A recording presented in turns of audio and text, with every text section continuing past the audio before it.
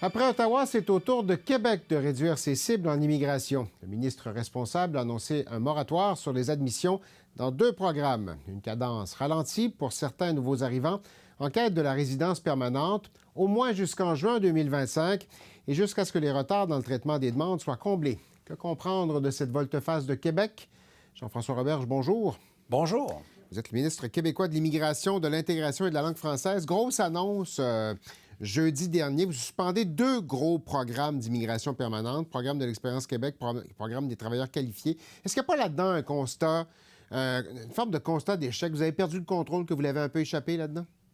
Non, au contraire. Écoutez, on perdrait le contrôle si on ne bougeait pas, si on n'était pas capable de s'ajuster. On respecte la planification pluriannuelle. 2024, on va accueillir, grosso modo, 59 000 personnes, donc grande majorité de gens parlent français. Et pour 2024, on pense se rendre jusqu'à environ 64 000 personnes, mais là-dedans, il y a 14 000 personnes qui sont des étudiants francophones diplômés ici au Québec. Pour être sûr de ne pas dépasser ça, bien, on arrête, je dirais, de traiter certaines demandes temporairement jusqu'à la prochaine planification. Je pense que c'est une approche qui est tout à fait raisonnable. Pourquoi c'était pas dans les cartons avant puis que ça l'est aujourd'hui? Qu'est-ce qui a changé? Bien, tout simplement, ce qui a changé, c'est qu'on voit les chiffres et on doit s'adapter pour respecter la capacité d'accueil du Québec. Mais les chiffres, vous les voyez pas c'est pas d'aujourd'hui. Votre prédécesseur les voyait aussi, les chiffres. Il n'y a jamais personne qui a évoqué l'idée de suspendre l'analyse des demandes comme vous le faites aujourd'hui. Les chiffres n'ont pas changé diamétralement depuis 3 semaines. Bien, les chiffres ont changé quand même dans les derniers mois. Et ce que ma prédécesseure, Christine Fréchette, avait dit la dernière fois, c'est qu'exceptionnellement, cette fois-ci, on faisait une planification sur 2 ans. Pourquoi seulement sur 2 ans? Parce qu'on introduisait quelque chose de nouveau, c'est-à-dire de donner des certificats de sélection du Québec en continu à tous les étudiants francophones, des étudiants étrangers francophones qui diplôment sur le territoire québécois. Ça s'était jamais vu. On pouvait difficilement prévoir exactement quelles allaient être les normes. C'est pour ça qu'on faisait une planification seulement sur 2 ans. Dans la première année, il y en a eu un petit peu moins qu'anticipé. Dans la deuxième année, ils allaient y avoir davantage qu'anticipé. Et donc, on ajuste les choses en suspendant ce programme-là. Il s'agit tout simplement de respecter la capacité d'accueil des Québécois et je pense, de s'assurer de poser les gestes nécessaires quand les chiffres bougent. Est-ce qu'il y a un danger que des gens qui sont déjà en sol québécois, qui se sont intégrés, se voient tout d'un coup forcés de retourner ou de quitter parce que là, ils n'ont pas accès à la suite? Non, parce que, bon, les gens qui ont déjà déposé leur demande verront leur demande traitée. Les gens qui sont en train de compléter leurs études, bien, déposeront leur demande ultérieurement lorsque leurs études sont complétées. Seulement, ces demandes-là seront traitées après la prochaine planification. Et je pense que c'est la décision raisonnable de suspendre les choses le temps qu'on fasse la conversation et qu'on décide quels sont les seuils d'immigration qu'on veut en 2026, 27, 28. Ça me semble tout à fait raisonnable de voir un gouvernement qui s'ajuste.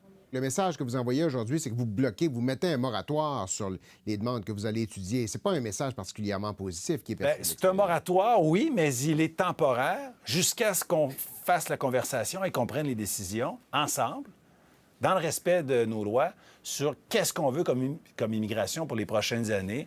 Sincèrement, ce serait déraisonnable de ne pas agir comme ça. Je vais vous entendre sur la francisation. On entend les cours de francisation qui ferment un peu partout au Québec. Il y a des gens qui se retrouvent dans des situations où ils ont besoin de poursuivre leurs cours. Il n'y en aura pas de cours. Il y a des professeurs qui perdent leur emploi. Pour un gouvernement qui souhaite mettre à l'avant-plan la francisation, il y a une contradiction dans le discours, là. Bien, écoutez, il se passe dans le réseau scolaire des choses particulières, c'est-à-dire qu'ils ont engagé les sommes qu'ils avaient de manière très forte dans les premiers mois de l'année. C'est vrai que dans certains cas, c'est vrai que dans certains cas, il y a des centres de services scolaires qui diminuent grandement leur offre de cours. Ce que je dis aux gens, c'est que Francisation Québec, oui, c'est les centres de services scolaires, mais c'est aussi beaucoup d'autres partenaires et qu'on continue d'ouvrir des nouveaux cours, d'ouvrir de nouvelles cohortes, de signer des partenariats. Donc, il va y avoir des annonces dans les prochaines semaines et les prochains mois d'ouverture de cours particulièrement dans les régions qui sont touchées en ce moment là, par certaines fermetures de cours. Je comprends qu'il y a des gens qui peuvent être mécontents par rapport à l'évolution de la situation. Ce que je vous dis, c'est que je vais apporter des correctifs. Au total, il n'y a aucune coupure budgétaire. Au total, on va franciser plus que l'an passé et on va s'ajuster en cours de route pour s'assurer que certaines régions là, qui sont victimes en ce moment de la situation, bien, soient les régions qui sont priorisées pour les nouvelles offres de cours. Votre homologue au fédéral dit « Je ne comprends pas ce qui se passe. On donne au Québec 775 millions de dollars par année en vertu de l'entente. Y aurait-il pas lieu d'aller chercher davantage d'argent de cette enveloppe-là pour augmenter les services de francisation? » Oui, le fédéral n'a pas à se mêler de la gouvernance québécoise en immigration, en francisation, en intégration, en régionalisation. On fait nos devoirs. J'ai vu ça, là, cette déclaration fédérale qui disait « Ah, bien, on donne de l'argent, il devrait en mettre plus en francisation. » Je m'excuse, là, mais on a énormément de responsabilités en matière d'immigration. Les coûts sont multiples. On utilise les sommes, oui, pour franciser plus que jamais, mais pas seulement pour franciser. Un mot sur le projet de loi 74 sur les étudiants étrangers. Votre objectif, c'est de réduire le nombre d'étudiants étrangers dans la province. Vous attendez à quoi des consultations? Bien, je m'attends à des nuances parce que les nuances, elles sont importantes. Je les fais moi-même. D'abord, notre objectif, c'est de se donner de nouveaux pouvoirs. On dit souvent qu'au gouvernement québécois, on n'a pas tous les pouvoirs qu'on voudrait en immigration. La catégorie étudiants étrangers, ça fait partie des immigrants temporaires sur le territoire québécois sur lesquels on a un pouvoir, mais je vous dirais que c'est un pouvoir qui mérite d'être ajusté, d'être affiné. Donc, on change la loi pour être capable de dire, attention, on va réduire le nombre d'étudiants étrangers sur le territoire québécois, mais oh là là, on ne veut pas faire fermer de programmes dans nos cégeps, dans nos universités en région. On veut garantir à nos étudiants québécois aussi que si on réduit le nombre d'étudiants étrangers, ça ne fera pas fermer leur programme pour soit qu'ils renoncent à leur projet d'études ou qu'ils doivent s'exiler dans les grands centres pour suivre des cours. Au moment où on se parle, on ne peut pas faire ces nuances-là. Avec le projet de loi, on va être beaucoup plus habile, beaucoup plus agile. On va être capable de voir s'il y a des endroits où il y a des abus, corriger les abus sans s'attaquer à des choses qui sont primordiales pour nos besoins économiques ou pour notre santé, nos services sociaux, l'éducation, etc.